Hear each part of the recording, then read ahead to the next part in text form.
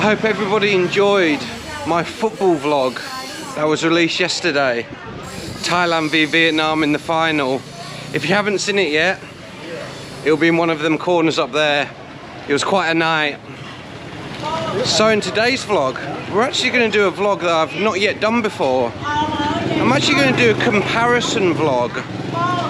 And where am I going to compare? I'm going to compare Bangkok to Ho Chi Minh. And we're going to compare 5 categories. The first one's going to be accommodation. The second one's going to be transport links. The third one's going to be food. The fourth one's going to be nightlife. And then the fifth one is just going to be an overall kind of cost of living. I'm quite looking forward to this actually. And I'm going to give you some like practical examples and my own personal experience of these 5 different categories. So if people aren't sure whether to go to Ho Chi Minh or Bangkok, I'm hoping after this video you get a bit more of an idea. Before we do all of this, I had a few beers last night, so I'm gonna have to go for a quick arm session. We're gonna grab a quick bit of food and then we're gonna get going. Bangkok v Ho Chi Minh, which is better?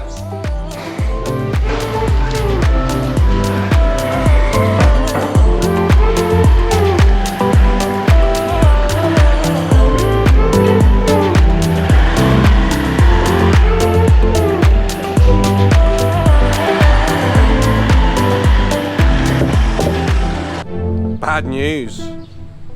Gym's shut. I don't really know why. There's a guy sitting out the front, but I can't speak any Vietnamese, so how am I supposed to know? Yeah, but I have heard they do close things down when it's Chinese New Year and Tet holiday, so I imagine that's the reason. Just go and find some other gyms and see if they're closed. Because if obviously they're closed, it's to do with the holidays. What an amazing entrance to a restaurant this is.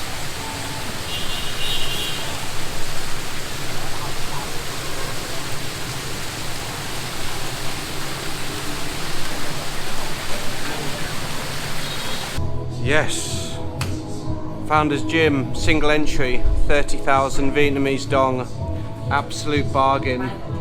Well, I've had a warm up, I've been walking around for about an hour. I actually need to sit down and drink a water before I start this workout.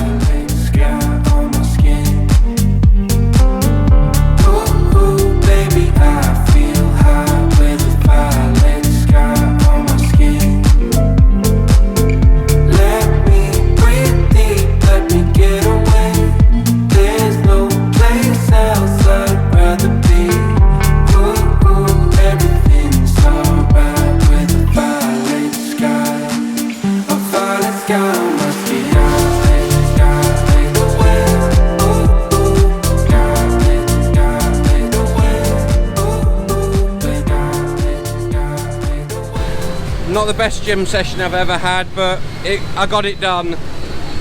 I wanted to spend more time there, but sadly, time is of the essence today. I've got so much to do. But one thing that I do want is a nice quick banh mi. This will do me nicely. Yes, please. Banh mi. Pork one, yeah. One, just one. Thank you. Come on. This is what I need. This will cheer me up post-workout meal. Then we're gonna have this and nip back home. It's been a pretty stressful couple of hours just trying to find a gym that's open. Obviously the one I'm a member of, that's closed like you'd have seen. I then go to another one which is open, but the language barrier is so bad, even using Google Translate, that I couldn't even ask for a single session. And then also the trouble is with Google Maps in Ho Chi Minh is that Ho Chi Minh changes so much every year. So Google Maps might say there's a gym there and there isn't. But it's all good. I've got my banh mi, I've got my water, and then finally after this I can go back, chill out for a bit, and then finally talk about what this video is about. The differences between Ho Chi Minh and Bangkok. Don't worry, it's coming. Finally, we're back. Coffee. I need a lot of this at the moment. So, let's talk about what we're here for. The differences between Bangkok and Ho Chi Minh, and which I personally think is better. So let's get straight into it. Let's start with number one, accommodation. So I was actually briefly looking on Airbnb to hypothetically stay in each city for 1 month over April. So I could get a brief idea of how much it was looking to cost, and this was for an entire flat for myself in the month of April. And roughly I concluded that in the centre of town in Bangkok, on the lower side of things, you're going to be spending anywhere between $6 and $650 per month. In Ho Chi Minh, you're going to be spending quite a bit less, and you can actually find places to stay in Ho Chi Minh for an entire month for around $450 to $500 USD. And you've obviously got shorter stays as well, and especially hostels, because this is another topic in itself. But hostels are around 50% cheaper in Ho Chi Minh than they are in Bangkok. You're going to be spending roughly $16 to $18 for a dormitory room in a hostel in Bangkok, whereas in Ho Chi Minh City you can actually get a dormitory room in a hostel for around $6, $7, $8. It can be really cheap here for hostels. I was actually quite surprised after doing a bit of research. But yeah, hostels are half the price in Ho Chi Minh than they are in Bangkok, so remember that. So overall, to conclude on the first part, accommodation, I would say Ho Chi Minh is better just because of the price, to be honest. 50% off for hostels and around 25 to 30% off if you want longer term stays in apartments. So, number two, transport links. Now this is going to be a very easy one to conclude. Bangkok's transport system is absolutely amazing. You've just got so much to choose from MRTs, which is basically the subway, BTS, which is the SkyTrain. You've got Grabs, both motorbike and taxi. You've then got normal taxis, and you've got thousands upon thousands upon thousands of tuk-tuks. Ho Chi Minh, on the other hand, has got a few similar ones. I mean, the Grab is just the same here. You can get Grab taxis or Grab motorbikes, and that's a really good thing because Grab, for me personally, is the best form of transport in both cities. But things you don't have here, any sort of trains. There is no subway here, there is no SkyTrain here, and you don't really have tuk-tuks here either. You have rickshaw bicycles, but they're basically just for like a little tourist 10-minute, 20-minute cycle around the centre.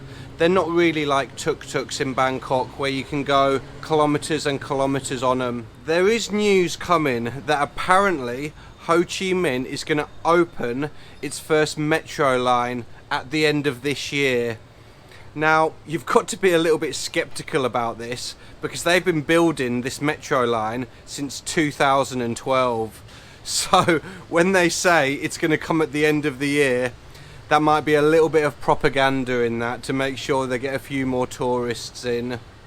And bear in mind, that's for one metro line, not tens or hundreds of metro lines, which you're going to really need to get around the city.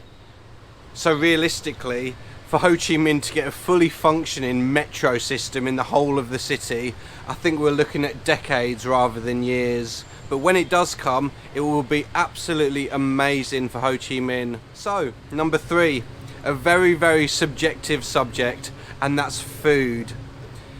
Now, like with everything in Ho Chi Minh, everything is a lower price than Bangkok, and it's no different with food. Food, again, you're probably looking at 20-30% off regarding food. And as you would have seen in any of my vlogs you've watched, you'd have seen that food, especially street food, is incredibly cheap in Ho Chi Minh. But it's also very cheap in Bangkok if you find the right places. The thing is, Vietnamese cuisine has actually quite a bit of a French influence, and this is why you see a lot of soup-based dishes. While in Bangkok, there is more of a Malay and a more Indian influence, and that's the reason why you get more curries around that part of Asia. And if I was to pick personally, would I want a soup-based dish or a curry-based dish? I'm always going to pick curry. And I also do think in Bangkok there's quite a bit more variety when it comes to types of food that you want to eat. So if I was going to pick one, I would say Bangkok has the better food than Ho Chi Minh. Number 4, perhaps the most important one, especially if you're a backpacker, and that's nightlife. And it's a real tough one for me. I mean, Bangkok is widely regarded as having some of the best nightlife in the world, and it really does. But one thing that does annoy me a little bit about Bangkok nightlife is it's quite spread out, and that's just because the city is so big. One of the main backpack areas, as I'm sure a lot of you are aware of, is Koh San Road. But another area that's got loads of good bars and clubs and just generally good nightlife is like the Nana Plaza and Soi Cowboy area. And the distance between them two places is actually quite big. Personally, for me, when I'm going on a night out, I don't really want to be spending hours and hours in taxis or tuk-tuks going from A to B. I'm very much happy exploring the streets around the area, but I just don't want to be moving about too much at night. And also it costs, even though the taxis are really cheap in Bangkok, you know, taxis over a couple of months, it can actually add up a bit.